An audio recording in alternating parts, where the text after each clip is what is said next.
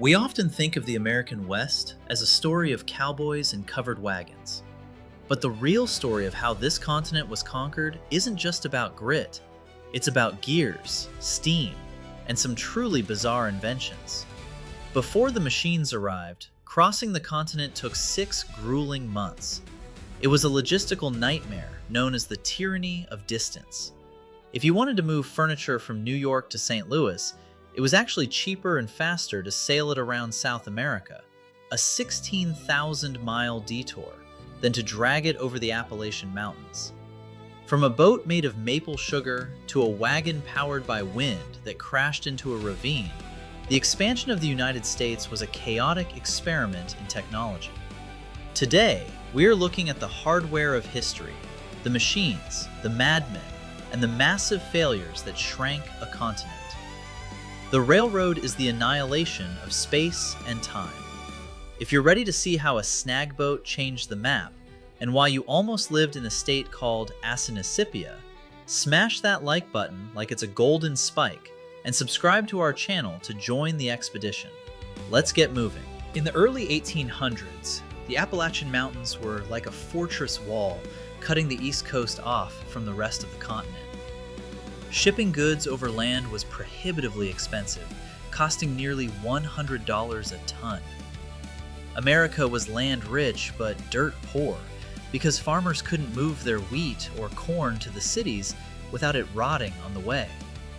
They needed a highway, but asphalt hadn't been invented yet. They needed water. In the 1820s, New York Governor DeWitt Clinton proposed a solution: a 363-mile ditch connecting the Hudson River to Lake Erie. It sounded impossible. Critics called it Clinton's Folly or Clinton's Ditch. They laughed, but Clinton hired thousands of Irish, German, and British immigrants. They dug the canal by hand, battling malaria in the swamps of Montezuma, and using dangerous black powder to blast through the solid rock of the Niagara Escarpment. The engineering was mind-bending for the time. When the canal had to cross the Genesee River, they didn't build a dam, they built an aqueduct. They literally built a stone bridge to carry the canal water over the river water.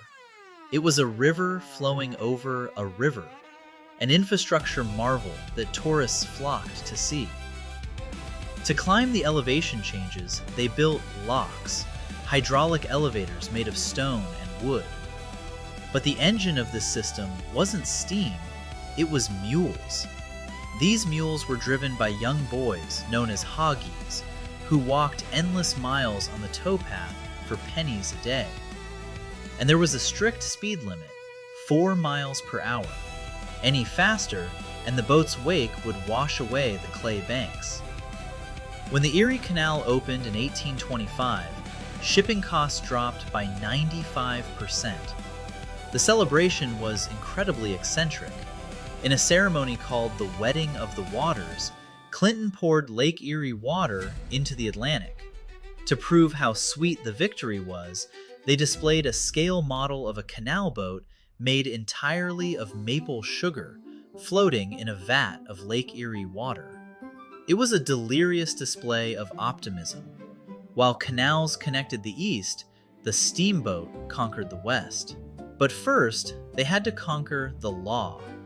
Robert Fulton held a tight monopoly on steamboat traffic. Enter Henry Miller Shreve, a captain who knew Fulton's deep draft boats were useless on shallow western rivers. Shreve piloted his flat-bottomed boat, the Enterprise, right into New Orleans in open defiance of the monopoly, forcing a legal battle that eventually opened the rivers to free enterprise. Navigating these rivers required new terminology. Deckhands would throw a weighted line to measure depth. 2 fathoms, or 12 feet, was safe water. The call for 2 fathoms was Mark Twain. A young pilot named Samuel Clemens loved the sound of it so much, he stole it for his pen name. So, one of America's greatest authors is literally named after a piece of river hardware. Shreve also fought the rivers themselves. Western waters were plagued by snags, sunken trees that could rip the bottom out of a boat. Shreve invented the snag boat, a strange double-hulled vessel called the Heliopolis, nicknamed Uncle Sam's Tooth Puller. It had a massive iron jaw that could pull these trees from the riverbed and saw them apart. It cleared the Great Raft on the Red River and led to the founding of Shreveport, Louisiana. If you were going overland, you used the Prairie Schooner. This wasn't just a box on wheels, it was precision engineering. The floor curved upward at both ends to keep cargo from sliding out on hills. The wheels were dished, shaped like bowls rather than flat discs, to prevent them from collapsing under the side-to-side pressure of rocky trails.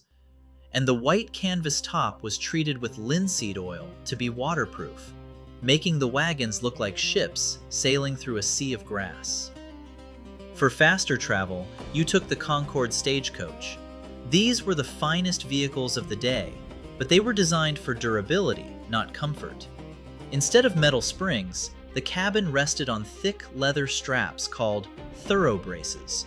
This acted like a cradle, absorbing the shocks of the potholes. The problem? It caused the coach to rock back and forth constantly. Passengers didn't just get motion sickness, they got seasick in the middle of the desert. For communication, the stagecoach was too slow. Enter the Pony Express. The genius hardware here wasn't the horse, but the mochila, a specialized leather cover with 4 padlocked mail pockets that fit over the saddle. When a rider reached a station, he didn't waste time moving mail bags. He just grabbed the mochila, threw it on a fresh horse, and took off. It allowed mail to cross the continent in just 10 days, but the service went bankrupt in 18 months. The railroad killed the Pony Express. The race to span the continent culminated in the legendary 10-mile day in April 1869. Charles Crocker of the Central Pacific bet $10,000 that his crew could lay 10 miles of track in a single day. A team of 8 Irish rail handlers, supported by an army of Chinese laborers, worked like machines. In just 12 hours, those 8 men lifted over 2 million pounds of iron. They laid 10 miles and 56 feet of track, a record never broken by manual labor. But laying track wasn't enough. They had to protect it. In the Sierra Nevada mountains, snowdrifts could reach 40 feet high. To keep the trains running, the Central Pacific built 37 miles of wooden snow sheds. These were essentially massive wooden tunnels that covered the tracks, allowing the trains to run inside a man-made cave while avalanches roared over the roof. It was a triumph of carpentry over climate. The railroad brought more than just track. It brought the hell-on-wheels towns. These pop-up cities, like Julesburg, were filled with gambling halls and saloons. They would exist for a few weeks, then literally be packed up onto flatbed train cars and moved to the next end-of-track location, leaving nothing but empty bottles and trash behind. The railroads didn't just change the land, they changed time itself. Before trains, every town set its own clock by the sun. Noon in Boston was 12 minutes different from noon in New York. This was a nightmare for train schedules. So, on November 18, 1883, the railroads simply commanded the country to adopt 4 standardized time zones. People called it the Day of Two Noons, but the railroads won. They literally invented the time we use today. When the rails met at Promontory Summit, Utah, it was a media spectacle. When it was time to drive the final golden spike, Leland Stanford stepped up, swung the silver maul, and missed the spike entirely. But the telegraph operator, anticipating the hit, signaled "done" to the world anyway. Running alongside the tracks was the telegraph, the Victorian internet. It shrank the world instantly. It created a unique subculture for operators who developed cable codes. inventing acronyms like SCOTUS and POTUS. But it was dangerous work. During thunderstorms, the wires could carry lightning, literally melting the equipment and shocking the operators. The pioneers faced a new enemy in the Midwest, the soil itself. The prairie dirt was so thick and sticky, it was called gumbo. Cast iron plows got stuck constantly. Enter John Deere, a blacksmith who realized that highly polished steel would shed the sticky soil. He fashioned a plow from a broken steel saw blade. It scoured itself as it cut, vibrating slightly as it moved through the earth, earning it the nickname the singing plow. But plowing was only half the battle. You still had to harvest. For thousands of years, men cut wheat by hand with scythes. Cyrus McCormick changed that with the mechanical reaper. This strange-looking contraption, pulled by horses, could do the work of 5 men in a single day. It industrialized agriculture, turning the Midwest into the breadbasket of the world, and freeing up labor that would eventually fuel the factories of the North. In California, the pickaxe was too slow. Miners invented hydraulic mining. They channeled mountain streams into massive iron water cannons called monitors. These shot water at such high pressure it could kill a man instantly. They didn't just dig for gold, they literally washed entire mountains away to find it, permanently scarring the landscape and clogging rivers with debris for centuries. These miners had a wardrobe problem. Their pockets kept ripping under the weight of gold nuggets. A tailor named Jacob Davis had an idea to reinforce the stress points with copper rivets. He partnered with a fabric supplier named Levi Strauss to patent the idea.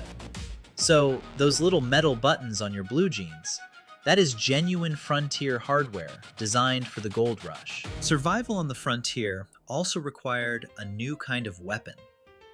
Before the 1830s, guns were single shot.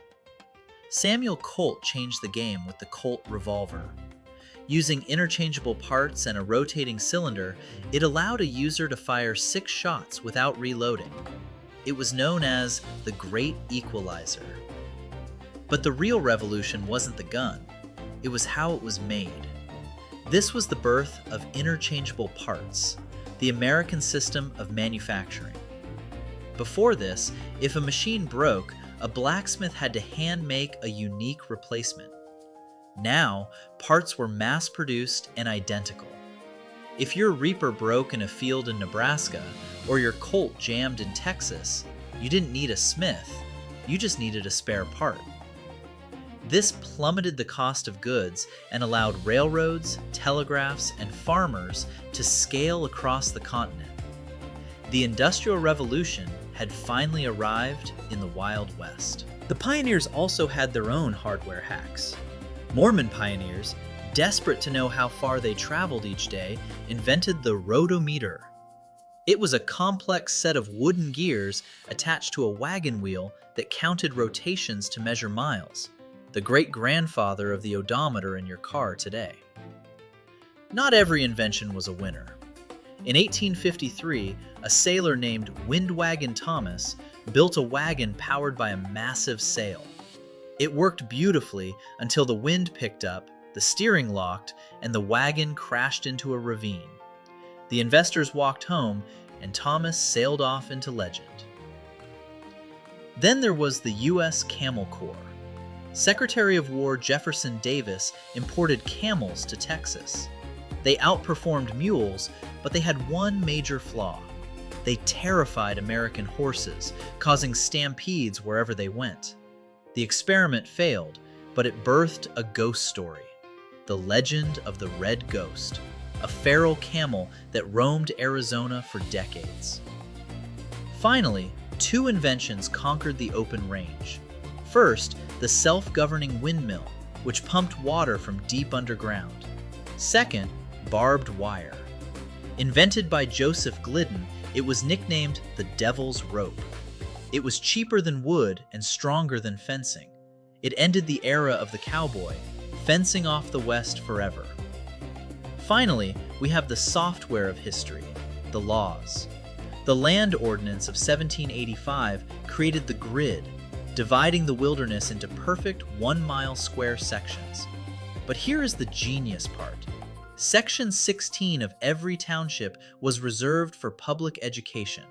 Proceeds from that land built the first schools in the West. It was a land grant for learning. The expansion of the West wasn't a straight line of progress. It was a mosaic of genius, ambition, and total failure. From exploding steamships to singing plows and the devil's rope, these were the hardware updates that built the modern United States. It proves that while geography is destiny, technology determines the speed limit.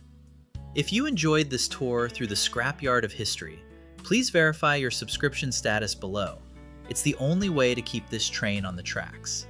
I have to know, if you were a settler in 1800, would you have risked a ride on the wind wagon to save a month of travel, or would you have stuck to the slow and steady ox cart? Let me know in the comments below. Until next time, stay curious.